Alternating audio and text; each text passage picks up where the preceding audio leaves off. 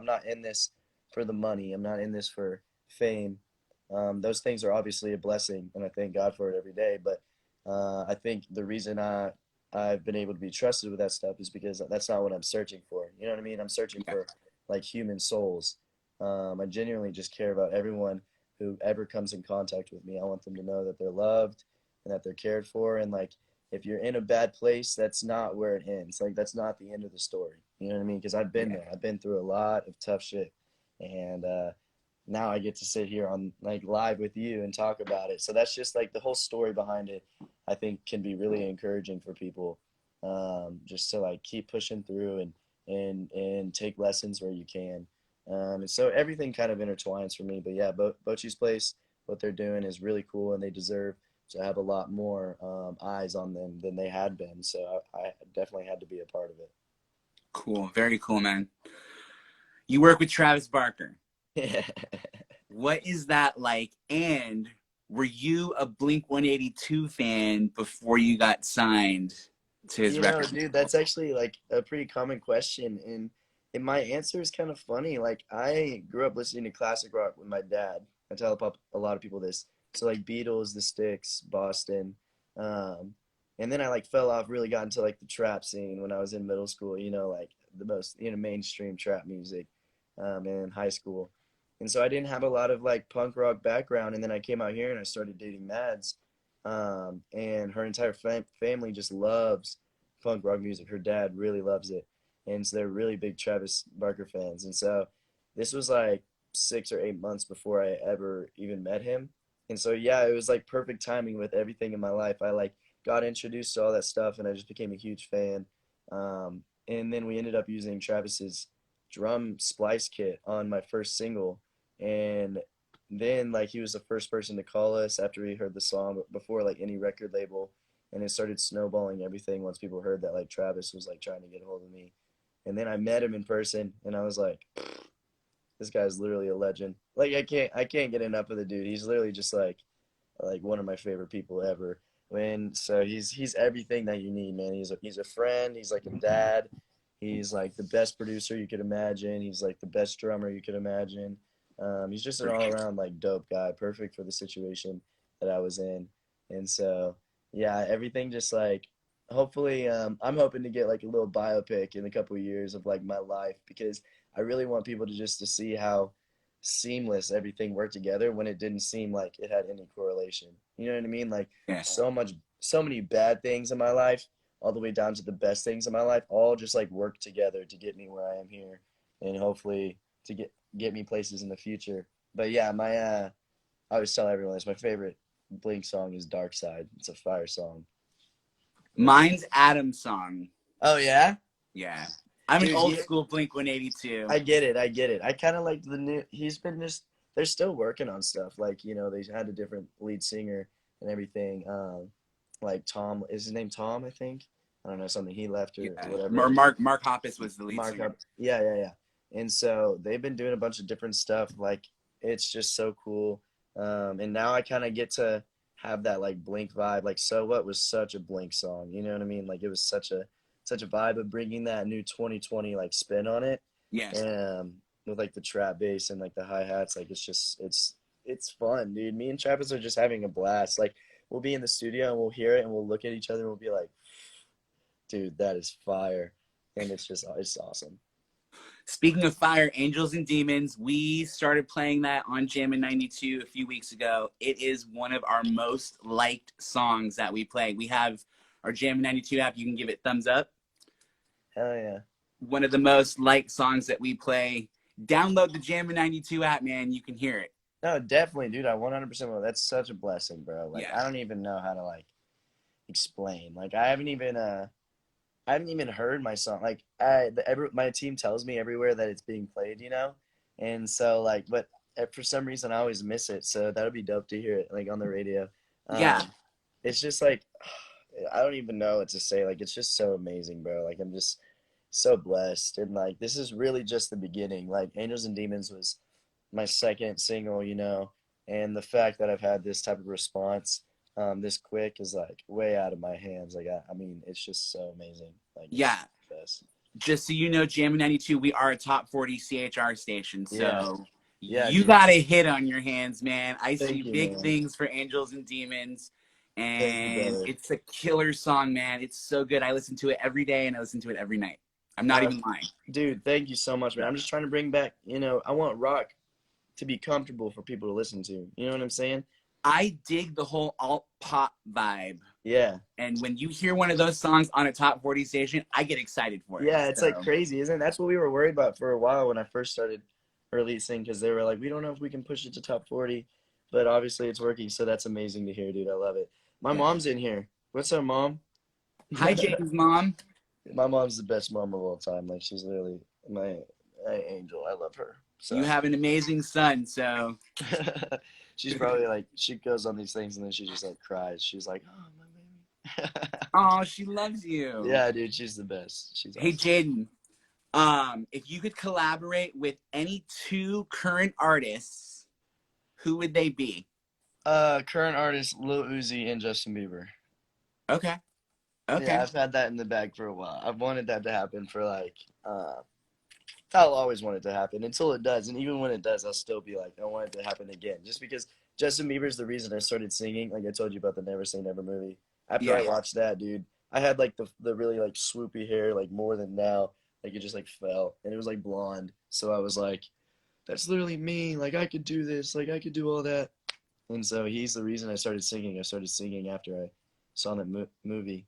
And so definitely Justin Bieber. And then Lil Uzi, dude, like there's just something about him. He's literally a fucking rock star. Like I don't care what anyone says. Um, like yeah, he makes his music is just so culture shifting almost. Like if people actually take the time to listen to it, it's just so different than anyone. And I think that you put Little Uzi on any song, and that is automatically like a number one hit. Like shout out Uzi, that's literally the man. It's fantastic. So definitely Justin Uzi. Um, what am I going to ask you next? What was your first reaction hearing your song on the radio for the first time? Your first single, what was your reaction when you heard it on the radio for the first time? Dude, it's like how is that possible? You know what I'm saying? It's like what? Like I just don't even know, dude. Like with my life, I genuinely thought I was going nowhere my senior year of high school, and like had no aspirations really. Even I was going through like a really hard time, and just like a lot. My whole entire life, it was like mixed between people telling me I was gonna be like the biggest thing ever, and then people telling me I was never gonna make it anywhere. You know what I mean? So, after a while, you usually our tendencies as humans is to like start listening to the negative.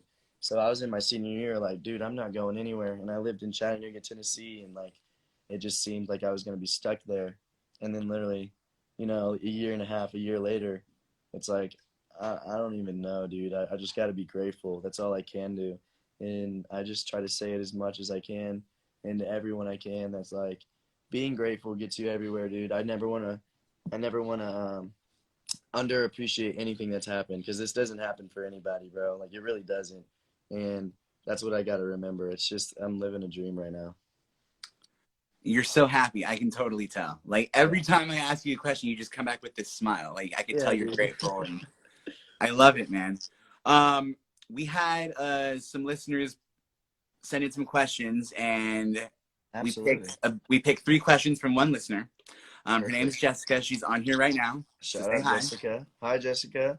Her first question was, if you could give your younger self one piece of advice, what would it be? Oh my gosh. That is uh That is like probably one of my favorite questions I've ever heard. That's what people don't understand is like one, I'd like to say that growth, like people say that people don't change, and that's like if you're not changing, then you're not really living. Like that's just not how it is. Like every day should be an opportunity for you to learn a lesson. And I think that something I would tell myself is don't run away from pain. That's what a lot of people do. They try to like escape it, and the reality is you can take it whatever way you want, but you just can't escape pain. It's everywhere. It's just how the world is. If it, relatively like the size of it, it could be down to stubbing your pinky toe or like losing someone really close to you. But the point is like you can't escape it. So what you can do is decide how it changes you. And so for big portion of my life, I let pain destroy me. Like I let that be what defined me. And reality now where I'm at is like I let pain teach me a lesson and actually push me towards like life. You know what I mean? Yeah. And it really is kind of like a crossroads of letting pain either destroy you or letting pain change you for the better, because it really can. And also just to love people, dude. Like I was really selfish and prideful like most of my life, and it took me like losing everything um, to realize that the only thing that really matters is like loving people, is like human interaction. You know what I mean? Yeah. Everything else fades away. Money fades away. Clothes fade away. Like drugs, like anything that anyone can try to fill their life with. But love is the thing that you know is eternal. And so you just gotta really care about people and care about their souls. And when you do that, dude, you'll find yourself going down the right road. It just gives you such wisdom when you walk in love. So that's probably what I would tell myself. I dig that, man. I dig Yeah, that. That's good advice. yeah.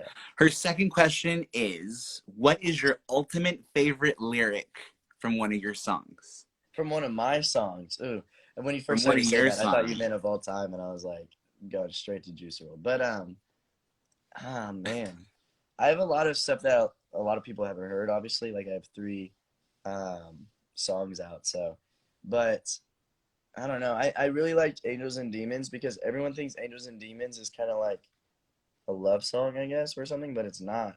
Like I'm talking, I say, because obviously, like the main line is like, like fuck me like a rock star, but and I after like releasing it, I kind of like was mad because I don't want people to think I'm talking about like having sex. Like that's not it.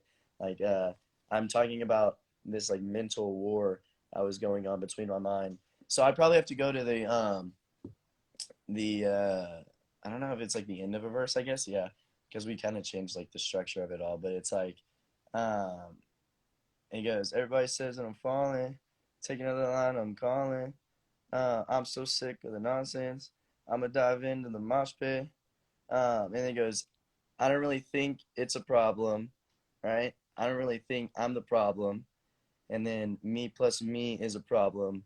One gunshot, I could solve them. So right there was like probably the most intense line of the song because I was going back to when I was like really, really depressed and I was talking to myself. And this is what you do when you're like, when you're fighting like depression or like anxiety and stuff. Like you'll be looking at something and you'll be like, that's not even a problem. And then you're like, wait, is it a problem? And then you start thinking of like, oh, it's my problem. Like I'm the problem.